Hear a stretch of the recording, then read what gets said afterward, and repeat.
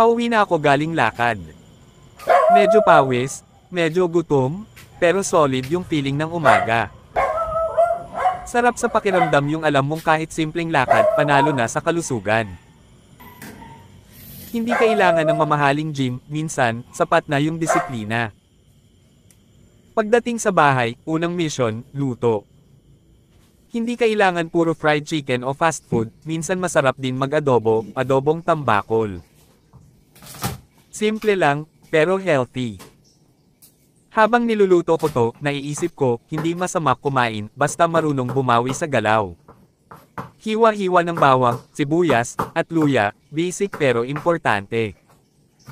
Timplahan ng tuyo, suka, paminta, at konting pasensya, kasi habang inaamoy mo pa lang, gutom ka na agad.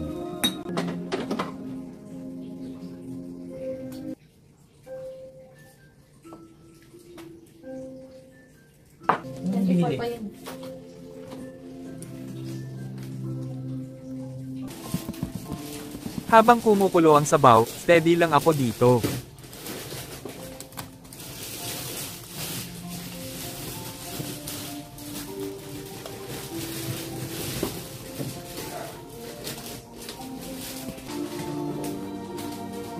Inom muna ng mainit na tubig, simpleng habit pero ang daming benepisyo.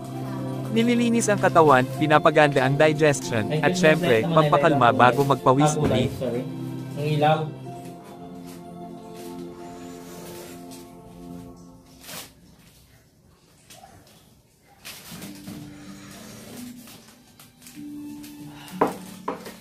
Mapapasok ka naman sa tuloy ah.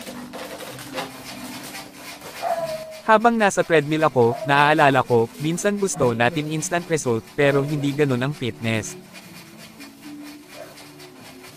Consistency lang talaga. Isang lakad, isang luto, isang pawis, lahat yan may ambag sa pagbabago. Kaya kahit simpleng adobo lang niluto mo kanina, kung may galaw ka pagkatapos, panalo ka pa rin. Hindi kailangan maging perfect. Pwede kang kumain, pwede kang mag-enjoy, basta bumawi sa galaw. Yan ang Gaga Fit lifestyle. Disiplina, consistency, at passion sa bawat araw. Hindi bawal kumain, basta bumawi sa galaw. Stay active, stay fit. Gaga Fit para sa galaw ng totoong tao. Yung ano kasi sa probinsya, iba-iba ang kulay ng ano eh, kasi sumakanta. Pula, blue. Ayun, ba't hindi yan ibigay mo? Yung pula, blue yung ilaw. Sumakayaw. Bili ako lang, gagawin natin yan. Magkano ba yan? Ayun, gamit lang. Ayun, nanalo siya. Mas sumasayaw. Kahit wala nakanta.